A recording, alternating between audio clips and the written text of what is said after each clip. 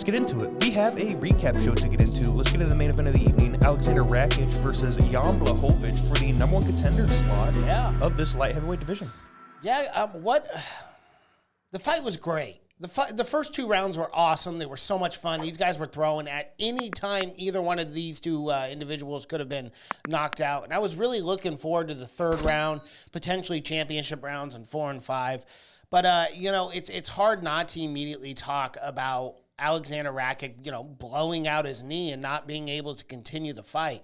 I was really bummed out by that. Not so much because whatever, I put church coin on Rakic. It is what it is. But as an MMA fan, I really wanted to see that fight because it was very competitive leading up to that third round. And you could have said Rakic was up 2-0. I mean, it was a really, especially that second round. He won the second round unquestionably. But it's really unfortunate. I mean, Jan now, with him winning, is the number one contender. So once we hit June, UFC 275, Glover Teixeira versus Jiri Prochazka, I think Jan is definitely going to get the next shot because who else? Yeah. I mean, let's pull up the rankings real quick. I mean, is there even any other names that we could even give? I mean, Rakic was 3. Yeah. And if he won that fight, people were going to be like, okay, he deserves it. Yeah. And it was unfortunate with the knee, dude. What a shitty way to end the fight. Super shitty. And it was a great fucking fight. Yeah, too. yeah. To no fault of the fighters, to no fault of, Blachowicz or Rakic, it was awesome. It was fun. It was entertaining. It was the main event that everyone was, waiting for, and it was highly anticipated. You had number one contenders go at it, but sometimes those injuries just happen, and it sucks. It just freaking sucks. It is what it is. It is what it is, though. You got Magomed and Goliath at 4. And Anthony Smith and they're going to fight each other. Yep. And shout out to Anthony Smith. Recently lost his mother, so R.I.P. and thoughts and prayers with him and his family right now. Man. The but Lionheart. That fight was announced, so I mean that's going to be a big fight. The winner of that fight might be in line after Jan, or do they make Jan fight one more time? Let's just say hypothetically, Jiri Prochazka wins the belt. Yeah. I don't think he's the type of guy to sit on it. I think he's going to defend that belt pretty quickly. Yeah. Well, and let's be realistic. Let's be honest here as well. If Glover does go out there and beat Jiri Prochazka, probably retires. Well, either maybe retires or fights right away because Father Time is undefeated and he is 41. Yeah, but how long ago was that title fight? Last year, I think it was last summer, right? Jan and Blachowicz. I mean, Jan and Teixeira. Oh, I think that Jan was and his twin Blachowicz. Yeah. I think that was towards the end of the year, if I'm not mistaken. I can't remember when that was. It was fight only a couple months ago. No, it feel like it's been a while. I think it's been over 6 months. So he fought. Yeah. So he fought in 2021. It was October 30th.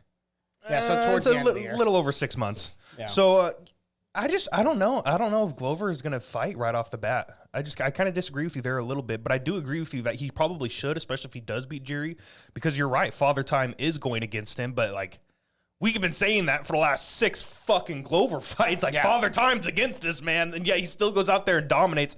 I just can't wait for that title fight. It's going to be a lot of fun. But yeah, I almost agree with you. It has to be Jan Blachowicz. Even though, that was a very competitive fight with Rakic, and, he did blow out his knee. It wasn't a real, he didn't stop Rakic with strikes. Right. Rakic just blew his knee out, which was strange, too, because he stepped back, and he looked perfectly fine, normal, and then just fell to his butt. Yeah. He had to have blown out his ACL because you saw the shock in his knee, and you saw kind of that, there's what's known as a crunch when you blow out your ACL, and you could see that in slow-mo that his knee was definitely blown. All 3 judges gave Jan the first round. I kind of think we were talking about that last night. It could be whoever's round. And then all 3 judges gave Alexander the second round. So see, I would agree it was with that. 1-1 going into the third. Which is funny because we were like, Yeah, why not just make it 1-1? Yeah. Mm-hmm. Yeah, I agree with that. Yeah. It's just, it is unfortunate for Rakic. Hopefully his knee isn't destroyed and he has to sit out for 6 months, but we don't have any updates as of right now on what's going on with him. And typically when you have to end a fight, a number one challenger fight there, the technical KO, TKO, because his knee's blown, I guarantee it's something very serious. So he'll probably have to take up to a year off, which just sucks. However, mark my words right now, I really do believe Magomed Ankalaev could be a future champion. And Absolutely. I think he very well, by the end of this year, if not next year, will fight for a belt.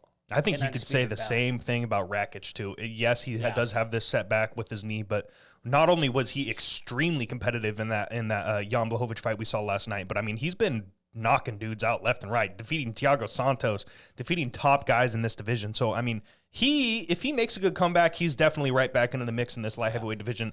And this is kind of the division where we don't really have, like, a legitimate guy that we can all look at and be like, that's going to be the champion for years to come. Mm-hmm. You don't maybe think Yuri? Well, I was just about to say that. Maybe Yuri. Yeah. We'll see if he could get past Glover Teixeira. If he does, and he does it in dominant fashion, if he gets a crazy knockout, like, this dude's a savage. Like, let's just be real. This dude gets in fucking wars and just goes out there and kills people. Yeah, he's literally a warrior who will die on his shield. I mean, and he said that. Like, he's got the warrior spirit. And that's samurai why, like, haircut as well. That's another, kind of, yeah.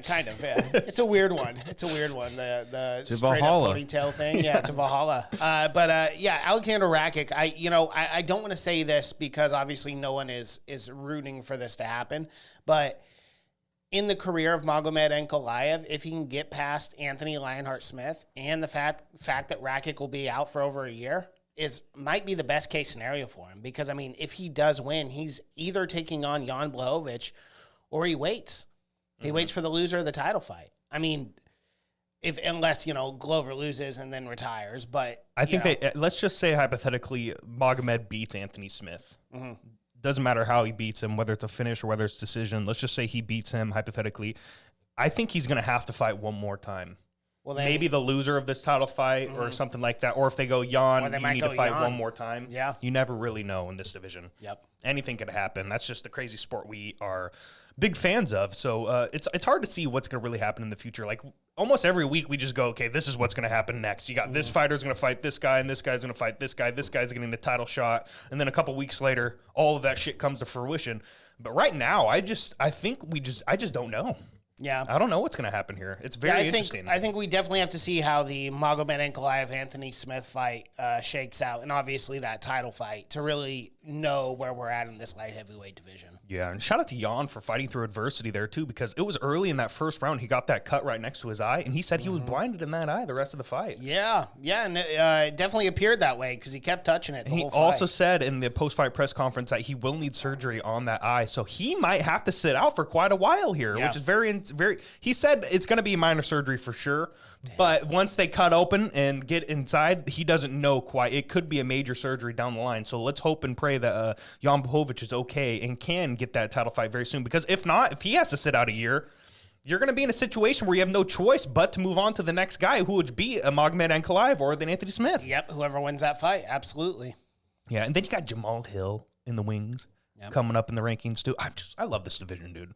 There are some fucking killers on this division. Yeah. Speaking on Rakic's part, do you think, I mean, obviously he proved us wrong last night, but he already had a 14th month, away from the sport. And then, like you said, ACL injury and all that, maybe another year for just guessing. Yeah. Do you think that's going to affect his fighting going forwards, especially with that knee injury? Well, the knee injury is always a wild card, but what I will say is, like, for taking 14 months off, I sure as shit didn't see it in the octagon, right? Mm-hmm. Like, I thought he looked pretty good in that fight, but, adding on to a severe knee injury and taking that time off, all that time where you cannot train, you cannot put pressure on that I guess knee, mentally is more where I was going for. Like, he had to take 14 months off, right? And then you add another year on top of that after just coming back. What is that going to do to your fighting spirit? I mean, forget your body, but just you yourself. Like, is that going to affect how you fight if you're able to fight more? I will say in his case, I mean, Aleksandar Rakic is still only 30 years old, so he's not even technically in his prime yet, So I definitely think, like, mentally, it will be a hurdle that he'll have to overcome. But I think at 30 years old, he's still got plenty of time to prove. I mean, being number 3 in the world at 30 is really impressive. And I just think he's got plenty of time to really still develop those skills. Yeah, he's very young, and he's as dominant as he has been. So, yeah, the upside's there for him. And, let's say he takes a year off, does surgery, 6 months in, he starts his rehab. A few months after that, he could actually train again. Then, 6 months after that, he takes his fight. Yeah, it could be a year and a half, but you know what? He's going to develop his skills a lot there. And then you can throw him right into a top 5 matchup. Why not? I don't see him dropping out of the top 5 anytime soon. No. Yeah, it's very interesting. Before we move on, let's get into church coin bets. And so you were saying in the fight companion that you wanted to take Jan. Yeah. But you ended up going with Rakic in the end. Yeah, I did. Mainly because you went all in, so I figured strategically, if you were all in, I put a little bet on Rakic. And not only that, but I do believe in I think Alexander's a great fighter and had the capability to win that fight, and he looked good. He won round 2, so it is what it is. It's unfortunate, but the sport must go on. Yeah, so I took I did decide to go all in on Jan. I was like, you know what? I felt like Rakic was going to win the fight. He had more technical skills, but I was betting on the Polish power. And shout out to Rakic's chin, because Jan was blasting him with some big shots, and he was walking through them like they were nothing. Both these men were. Like, Rakic was landing big shots too. So it was really an incredible fight until that knee injury happened. So it was unfortunate that we didn't get to see a little bit more. But it is what it is there. It is what it is. Let's get into prop bets. I had Jan by KO. I was all in on Jan, 4,200 church coins. So that gave me a return of 7,560 church coin at a plus 180 there. And I also had a prop bet of Jan by KO, TKO for 200 church coin. That was a plus 500 and gave me a return of 1,000 church coin. What was your prop bet, Mason? I don't know. I don't think I had one. All right, whatever. It is what it is. It is what it is. It is what it is.